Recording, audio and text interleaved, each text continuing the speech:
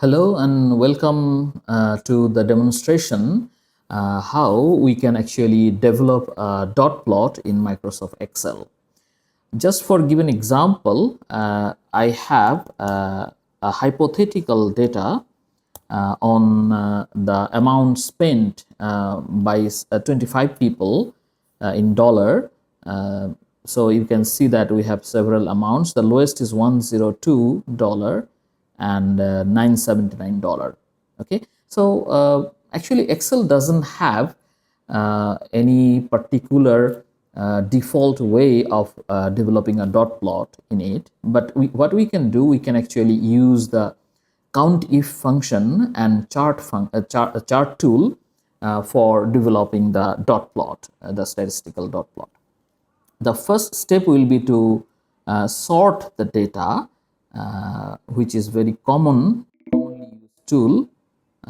What I'm doing here, so we are actually sorting it from smallest to largest value. Okay, and after sorting, you can see that we have the lowest amount of pocket money on top and the highest amount at the bottom. Okay, now what we will do, we will try to count the number of a particular amount of pocket money that has come up so far in the selected range. So we are going to use the function COUNTIF. COUNTIF has two arguments. One is range and another one is criteria. So range will be, in whatever cell we are keeping this formula, we are using this formula or function.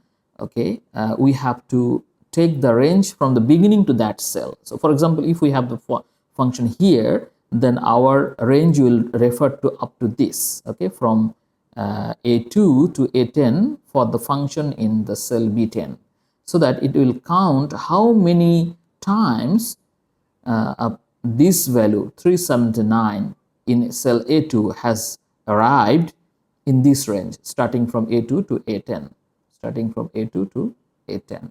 So for that purpose, we'll actually use a technique. So we'll start with A2,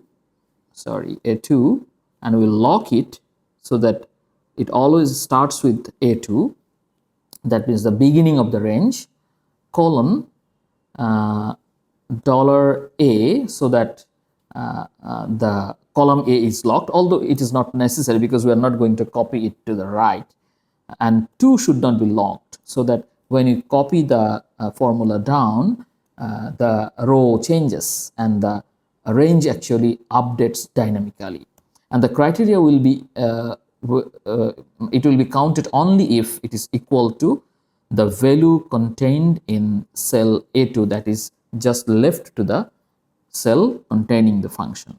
Okay, so this is the function, and we can see what will happen, what happens.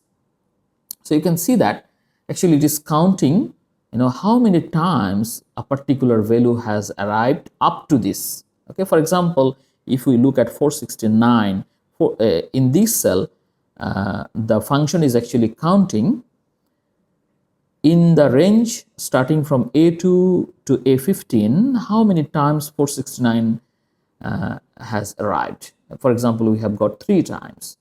Okay, in the previous one 2 times, in the previous one 1 time. Okay, and so on. So what will happen in our chart, actually we'll get a dot for 1, this one, we'll get another dot for 2, that is on top of the first dot, and we'll get the third dot on top of the second dot in the chart. And this is how the dot plot will actually develop. Okay, you can see that there are some error indications, which is because the range is dynamically updating, so we can just ignore this error. Now what we do, we will just insert a chart. As I have said, it will be a scatter chart. Okay, so insert XY scatter chart. Okay, now sometimes it may take the value automatically, particularly if you have done it just sometimes before. So what I'll do, I will actually delete the value from here. So what I'm going to do, I'm going to select this one and select data and then delete this series. so that we can see what will happen if we just insert a blank scatter chart. So this is the blank scatter chart. Now let me add data here by clicking select data. So what we will do, we will add a series. I will add a series by clicking the plus sign, and the series name will be pocket money. You can also type the name, no problem with that. And then the X values will be the amount of pocket money, the range that contains the amount of pocket money, so that Excel use it to scale the x-axis. Okay, and then corresponding Y values are actually the count. As I have said, the count, each count will actually place a dot in the graph. So it is done. Now OK, and you can see the dot plot is actually done. Okay, but you can of course do some improvements, like we don't need this 1.5, 0.5 and all these things. So we can actually format the axis by asking Excel to use 1 as the unit of axis. Maximum we have 3 values, so we can if you want to make it 3, it's okay, but not less than 3.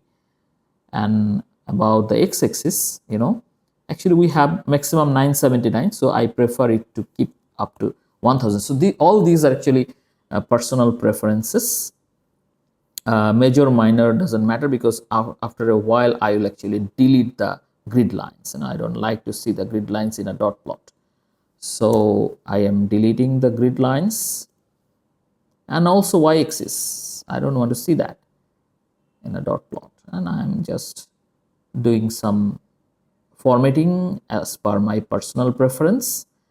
Okay, you can definitely add so many colors, change the colors and so many other things. You can use different default formats and whatever you like. That is not a big deal. You can always do that as per your preference.